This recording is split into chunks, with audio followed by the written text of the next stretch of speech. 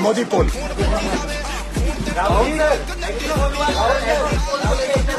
इसका नाम exit poll नहीं है ब्रदर, इसका नाम एग्जिट पोल नहीं है, इसका नाम मोदी मीडिया पोल है।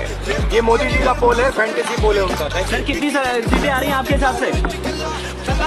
सिद्धू मूसेवाला का सॉन्ग सुना आपने? 295। दोस्तों जय हिंद, मैं हाजी दिलशाद अहमद कुरैशी, सचिव उत्तर प्रदेश अल्पसंख्यक कांग्रेस। दोस्तों हर तरफ आज मैं देख रहा हूं कि एग्जिट पोल की धूम है। दोस्तों हम एग्जिट पोल को कितना सही मानते हैं? हमने 2004 के चुनाव देखे, जब लोग कह रहे थे कि एनडीए की सरकार आने वाली है, लेकिन यूपीए की सरकार आई। उसके बाद 2009 में भी हमने देखा कि लोग कह रहे थे कि एनडीए की सरकार आने वाली है, लेकिन सरकार यूपीए की आई। 14 में एक बदलाव की स्थिति थी, वहाँ एग्जिट पोल की जरूरत थी या नहीं थी, वो तो बदलाव होने वाला था। 19 में भी एग्जिट पोल सही साबित हुए। कुछ राज्यों में मैंने देखा कि चुनाव से पहले जो एग्जिट पोल विधानसभा के हुए वो भी गलत साबित हुए। दोस्तों जिस तरह 100 नंबर पर डायल करके गलत सूचना देने पर एक आम नागरिक को पुलिस सजा देती है, पुलिस उसके खिलाफ कार्रवाई का प्रावधान रखती है, क्या एग्जिट पोल में जो पत्रकार, जो न्यूज़ चैनल देश को भ्रमित कर रहे हैं, अगर ये गलत साबित होते हैं, क्या इनके खिलाफ भी कोई सजा का प्रावधान होगा? इनके खिलाफ भी कोई कार्रवाई होगी?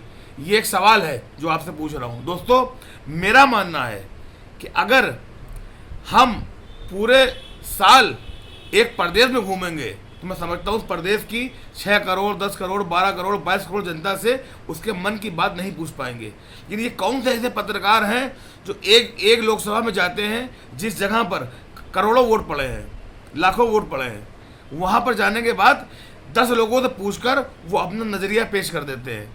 मैं ये जानना चाहता हूँ, मैं कानपुर से हूँ, हमारे वहाँ 8,88,000 वोट पड़े हैं। कोई माइकलाल ये आके कह दे कि मैं 3 दिन में या 5 दिन में पूरे 8,88,000 लोगों से मिलकर उनका नज़रिया जान लूँगा और फिर एग्जिट पोल में बताऊँगा कौन जीत रहा है। मैं तो नहीं मानता ऐसा हो सकता है। और मैं कह रहा हूँ 8 लाख नहीं, 1 लाख लोग से मिलने में और उनकी राय जानने में मैं समझता हूँ हफ्तों लग जाएंगे। लेकिन ये पता कौन से पत्रकार हैं जो किसी भी सीट पे जाते हैं, किसी भी राज्य में जाते हैं जहाँ करोड़ों लाखों का वोट पड़ा है, वहाँ जाकर 10 लोगों से बात करते हैं और कहते हैं कि अब ये जीत रहे हैं, ये हारना है। मैं कहता हूँ अगर जापान से रोबोट भी मंगा लिए जाएँ, कि उनको भेज दिया जाए कि जाइए आप रोबोट घर घर जाके पता करिए कौन किसको वोट दे रहा है, तो मैं समझता हूँ रोबोट भी थक कर बैठ जाएंगे और पानी मांगेंगे कि भैया ये हमसे ना हो पाएगा क्योंकि ये भारत की जनता है। लेकिन ये कितने चमत्कारी पत्रकार हैं, इनके पास कौन सा चिराग है जो घिसते हैं और 2 दिन में 4 दिन में 5 दिन में ये करोड़ों वोट का सर्वे करके चले आते हैं और कहते हैं ये जीत रहा है।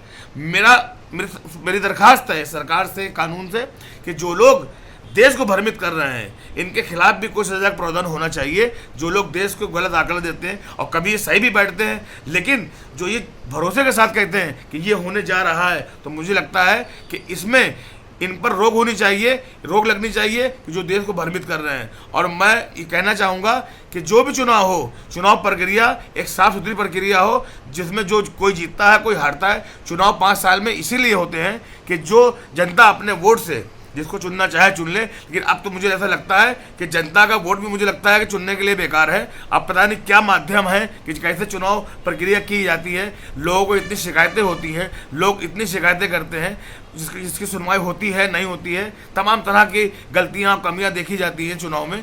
लेकिन मेरा अनुरोध है कि इस देश के चुनाव आयोग को इतना स्वच्छ होना चाहिए कि हर व्यक्ति चुनाव आयोग की इज्जत करे, सम्मान करे और ये कहे कि चुनाव प्रक्रिया साफ सुथरी ही कराई जानी चाहिए। और मैं समझना चाहता हूँ कि देश में जो भी चुनाव हो, कहीं से कोई शिकायत आए तो उनके खिलाफ कार्रवाई हो। और सबसे पहले, सबसे अव्वल और सबसे आखिर में मैं कहना चाहूँगा कि जो भी हमारे मीडिया कर्मी हैं, जरा भैया ये बता दें कि ये 2-4 दिन में कैसे लाखों वोट पर पता करके आगे अपनी राय दे देते हैं। मैं इनके चरण चूमना चाहता हूँ अगर ये सही है। धन्यवाद। जय हिंद, जय भारत।